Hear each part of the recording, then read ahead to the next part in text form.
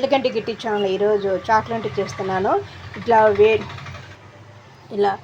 వేడి నీళ్ళలో ఇలా బౌల్ పెట్టుకొని ఇందులో ఒక కప్పు బటర్ వేసుకోవాలి. బటర్ కరిగిపోయింది. ఇప్పుడు ఇందులో ఒక కప్పు కోకో పౌడర్ వేసుకోవాలి. 1/2 కప్పు షుగర్ పౌడర్ వేసుకోవాలి. అరకప్పు మిల్క్ పౌడర్ వేసుకోవాలి. ఇదిగోండి, ఇది cocoa powder, milk powder, sugar powder అనమాట. షుగర్ను ఇట్లా మెత్తగా ఆడించుకోవాలి.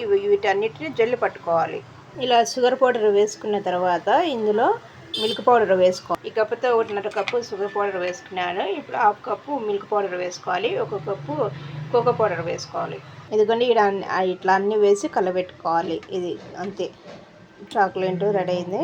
ఇట్లా చాక్లెట్ మౌలో వేసుకో, రెండుదంతా ఇట్లా మౌలలో వేసుకో. ఇలా రెండింటికి వేసుకొని డీప్ ఫ్రిడ్జ్లో పెట్టుకోవాలి. ఇదిగోండి, చాక్లెట్ రెడీ.